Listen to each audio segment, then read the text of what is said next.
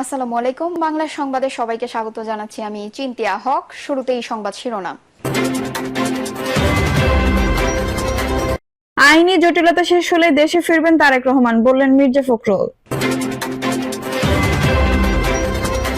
নির্বাচন সংস্কার কমিশনের কাছে জনপ্রতিনিধির প্রস্তাব, নির্দলীয় সরকার অধীনে স্থানীয় প্রতিষ্ঠানের নির্বাচন। জানাবো হাসিনার আমলে লোপাট হওয়া সম্পদ উদ্ধারের তাগিদ তারেক রহমানের। এবং সর্বশেষ জানাবো ভারত বাংলাদেশ উত্তেজনা নেপথ্য কি। দর্শক, শুনছিলেন সংবাদ শিরোনাম, এখন বিস্তারিত।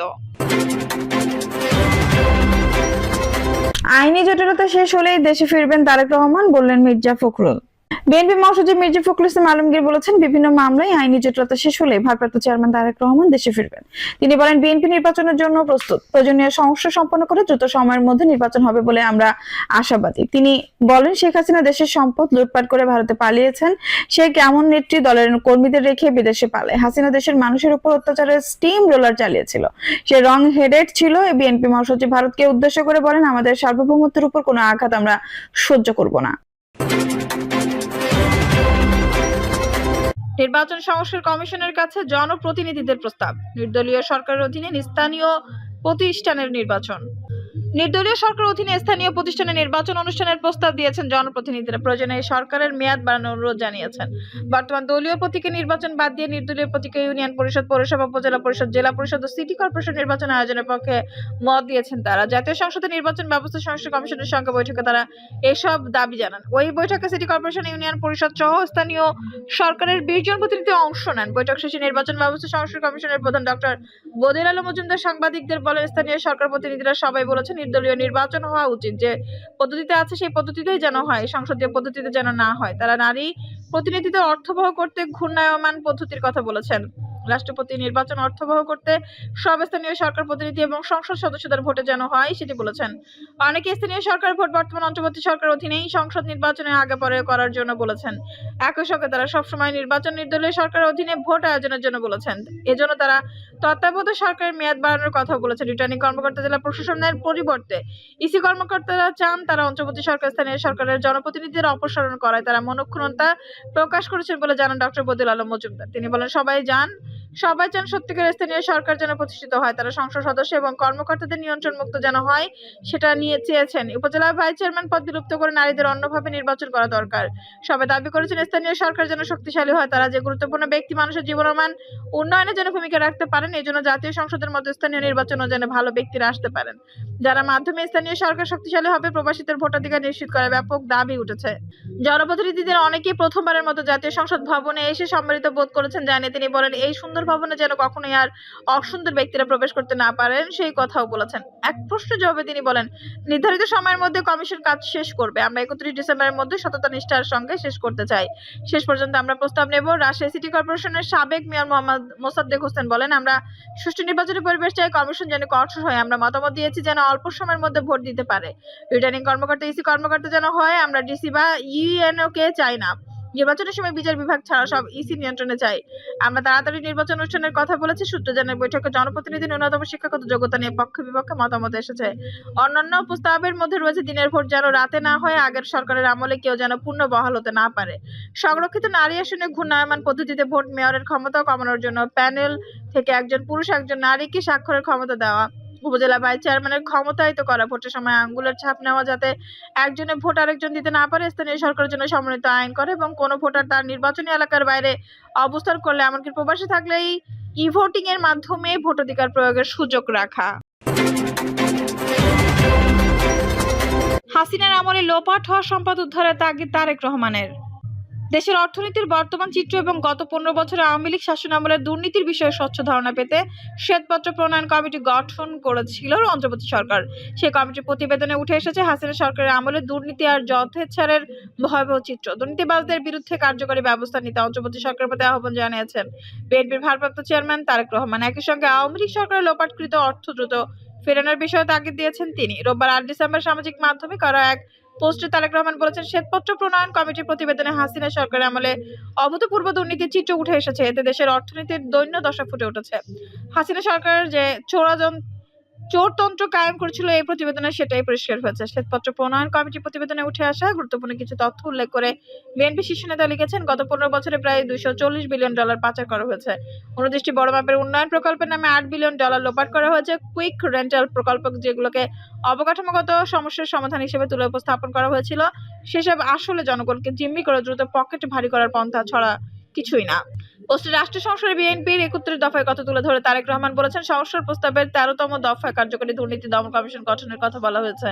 এটা করা গেলে জনগণের অর্থের যথেচ্ছ ব্যবহার ঠেকানোর পাশাপাশি জবাবদিহিতাও তৈরি হবে। এছাড়া দেশে অর্থনীতির সব ব্যাধি সরিয়ে তুলতে বিএনপির সংস্কার প্রস্তাবের 15তম দফার কথা উল্লেখ করেছেন তিনি।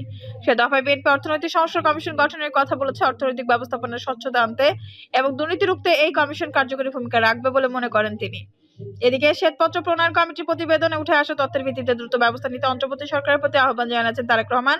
দ্রুত লোপাটকৃত অর্থ উদ্ধার করে দায়ীদের বিচারের আওতায় আনার তাগিদ দিয়েছেন তিনি। ভারত বাংলাদেশ উত্তেজনা নেপথ্য কি? বাংলাদেশে ভারতে চলমান উত্তেজনার মধ্যে সোমবার ঢাকা আসছেন ভারতের পররাষ্ট্র সচিব বিক্রম মিশ্রি। একদিনের সংক্ষিপ্ত সফর হলেও এই সময় এই সফরকে খুব গুরুত্বপূর্ণ মনে করছেন আন্তর্জাতিক সম্পর্কের বিশ্লেষকরা। বিশেষজ্ঞরা বলছেন, বাংলাদেশকে এখন কূটনীতির দিকে জোর দিতে হবে। ভারতীয় পররাষ্ট্র সচিব বিক্রম মিশ্রির সফরে আলোচনার বিষয় সীমিত রাখতে হবে। অনেক বিষয় একসঙ্গে না এনে উত্তেজনার কারণে এই মুহূর্তে যেসব ক্ষতি হচ্ছে তা প্রশমনের চেষ্টা করতে হবে। গত 5 আগস্ট হাসিনা সরকার পতনের পর থেকে তিনি ভারতের রাষ্ট্রই আছেন। এটা নিয়েই বাংলাদেশ ভারতের প্রথম টানাপোড়েন শুরু হয়। আর সনাতনী জাগরণী মঞ্চের চিন্ময় দাস ব্রহ্মচারীকে গ্রেপ্তারের পর পরিস্থিতি আরো খারাপ হয়। এর মধ্যে বাংলাদেশিদের ভারতীয় ভিসা দেওয়া প্রায় বন্ধ আছে। বাংলাদেশেও ভিসা নীতি নিয়ন্ত্রণের মধ্যে রাখতে যাচ্ছে। ভারতের আগরতলায় বাংলাদেশের সহকারী হাইকমিশনে হামলা ও বাংলাদেশের পতাকা পোড়ানোর পর 2 কূটনীতিককে ফেরত এনেছেন বাংলাদেশ। বাংলাদেশে ভারতের চিকিৎসা হোটেল ভাড়া না দেওয়ার ব্যাপারেও কোনো রকম রাজ্যে সিদ্ধান্ত নেওয়ার ঘটনা ঘটেছে। স্থলপথে পণ্য আমদানিও বন্ধ আছে কোথাও কোথাও। এছাড়া মমতা ব্যানার্জির বাংলাদেশের শান্তিরক্ষী মোতায়েনের প্রস্তাব পরিস্থিতিকে আরো উত্তপ্ত করেছে। এমন পরিস্থিতিতে বাংলাদেশ জাতীয় ঐক্যের ডাক দেওয়া হয়েছে। ভারতের বিরুদ্ধে বাংলাদেশেও নানা ধরনের প্রতিবাদ হচ্ছে। বাংলাদেশে এখন যে বিষয়টি নিয়ে সবচেয়ে বেশি বেকায়দা আছে তা হলো ভারতের কিছু সংবাদ মাধ্যমের অপপ্রচার ও ফেক নিউজ। বিশেষ করে বাংলাদেশ সংখ্যালঘু নির্যাতনের যেসব খবর ভারতীয় সংবাদ মাধ্যমে প্রচার হচ্ছে তাকে অপপ্রচার বলছে বাংলাদেশ। বাংলাদেশ ফার্স্ট চকের বেসরকারি সংগঠন রিউমার স্ক্যানার বাংলাদেশ বলছে, ছাত্র জনতার অভ্যুত্থানে আওয়ামী লীগ সরকারের পতনের পর ভারতীয় বিভিন্ন গণমাধ্যম বাংলাদেশ নিয়ে ভুয়া খবর ও গুজব ছড়িয়েছে। এমন ভুয়া খবর প্রচারের তালিকায় ভারতে অন্তত 49টি গণমাধ্যমের নাম উঠে এসেছে। শুক্রবার প্রকাশিত ওই প্রতিবেদনে বলা হয়, গত 12 আগস্ট থেকে 5 ডিসেম্বর পর্যন্ত এসব গণমাধ্যমে অন্তত 13টি ভুয়া খবর প্রচারিত হয়েছে। রিউমার স্ক্যানারের senior fact checker Tanvir Mahtab Abir সংবাদ মাধ্যমকে বলেন, বাংলাদেশকে নিয়ে ভারতীয় মিডিয়া এই ধরনের ভুয়া খবর বা অপতথ্য আমরা আগেও দেখেছি, তবে 5 আগস্টের পর এটা বেড়ে গেছে। আর চিন্ময় দাসকে গ্রেপ্তারের পর তা আরো বেড়েছে। তানভীর মহাতাবের কথায়, ভারতের একটি মিডিয়া গ্রুপের অধীনে অনেকগুলো সংবাদ মাধ্যম থাকে, আবার সেগুলো বাংলা ও ইংরেজি সহ নানা ভাষায় প্রকাশ করা হয়। আর একটি মিডিয়া গ্রুপ কোনো খবর করলে অন্যরা আবার তা কপি করে, ফলে এই ডিজিটাল যুগে তা দ্রুত ছড়িয়ে পড়ে। এখনকার পরিস্থিতি দেখলে এসবের উদ্দেশ্যমূলক ও সংঘর্ষবদ্ধ মনে হয়। এক প্রশ্ন জবাবে সিনিয়র এই ফ্যাক্ট চেকার বলেন, ভারতীয় মিডিয়ার এসব অপতথ্যের বিরুদ্ধে বাংলাদেশ সংবাদ মাধ্যমগুলো 2-1টির ব্যতিক্রম ছাড়া তেমন কোনো ভূমিকা নিতে পারছে না। ভারতীয় পররাষ্ট্র সচিবের ঢাকা সফরের গুরুত্ব। এদিকে সোমবার ঢাকা এসে ভারতের পররাষ্ট্র সচিব বিক্রম মিশ্রি মূল বৈঠকটি করবেন বাংলাদেশের পররাষ্ট্র সচিব মোহাম্মদ জসিমউদ্দিনের সঙ্গে। এই বৈঠকে সাম্প্রতিক নানা বিষয় উঠে আসবে বলে জানা গেছে। বাংলাদেশের পররাষ্ট্র উপদেষ্টা মোহাম্মদ তৌহিদ হোসেন এবং প্রধান উপদেষ্টা অধ্যাপক ডক্টর মোহাম্মদ ইউনূসের সঙ্গেও তার বৈঠকের কথা রয়েছে। জানা গেছে, বাংলাদেশের পক্ষ থেকে সাম্প্রতিক বিষয়গুলোতে জোর দেওয়া হবে। শেখ হাসিনার ভারতে অবস্থান, বাণিজ্য সহ সাম্প্রতিক সময়ের ঘটে যাওয়া বিষয়গুলো আলাপ আলোচনায় আসবে। মূল টার্গেট থাকবে উত্তেজনা প্রশমন, নিরাপত্তা ও অপতথ্য বাণিজ্য। এই নিয়ে আন্তর্জাতিক সম্পর্কের বিশ্লেষক অধ্যাপক ডক্টর ইমতিয়াজ আহমেদ বলেন, আসলে সাম্প্রতিক সময় দুই দেশের মধ্যে বেশ কিছু সংকট তৈরি হয়েছে। ভারত চিকিৎসা ভিসা, বাণিজ্য এসব নিয়ে জটিলতা তৈরি হয়েছে। এগুলোর ব্যাপারে নিশ্চয়ই দুই দেশে পরস্পরের কাছে তথ্য জানতে চাইবে, সমাধান খুঁজবে। তার ভাষায়, এখন শুধু দুই দেশের সরকারি পর্যায়ে নয়, নানা প্ল্যাটফর্ম সক্রিয় আছে, রাষ্ট্রীয় কূটনীতির বাইরেও আর কূটনৈতিক তৎপরতা আছে। এই সময় ভারতের পররাষ্ট্র সচিবের ঢাকা সফর অনেক গুরুত্বপূর্ণ, অনেক কিছু ইঙ্গিত দিচ্ছে। ডক্টর ইমতিয়াজ বলেন, আসলে আমাদের কূটনৈতিক তৎপরতা আরো বাড়াতে হবে। ভারতের সরকারের বাইরে নানান টেস্ট ফ্যাক্টর এখন বেশি সক্রিয় দেখা যাচ্ছে।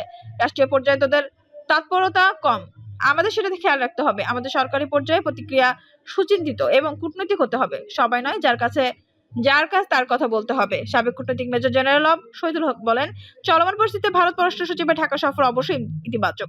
আমরা মনে করি দুই দেশের এখনই ইচ্ছা পরিস্থিতি স্বাভাবিক হওয়ার, সকল সংক্ষিপ্ত হলেও বরফ গলতে সহায়তা করবে। সাবেক এই কূটনীতি বলেন, আমি মনে করি এই সফরে অনেক ইস্যু সামনে না এনে জরুরি কয়েকটি ইস্যু নিয়ে কথা বলা উচিত। বরফ গলতে শুরু করলে তারপর বাকি সব বিষয়গুলো ধীরে ধীরে সামনে আনা যাবে। আমাদের এখন সর্বোচ্চ গুরুত্ব দিতে হবে ব্যবসা বাণিজ্য, ভিসা আর ভারত ও বাংলাদেশের ক্যাসুলেট গুলোর নিরাপত্তা। ভারতের কাছ থেকেই এই প্রতিশ্রুতি আদায় করতে হবে। মনে রাখতে হবে ভারত আমাদের প্রতিবেশী আর শেখ হাসিনা এই প্রতিবেশী দেশেই আছেন। দর্শক, এই ছিল এখনকার সর্বশেষ সংবাদ। নিউজটি ভালো লাগলে অবশ্যই একটা লাইক দিন, কমেন্টে আপনার মূল্যবান মতামত জানান। সবসময় আমাদের পাশে থাকতে সাবস্ক্রাইব করে বেল বাটনটি অন করে রাখুন। ধন্যবাদ।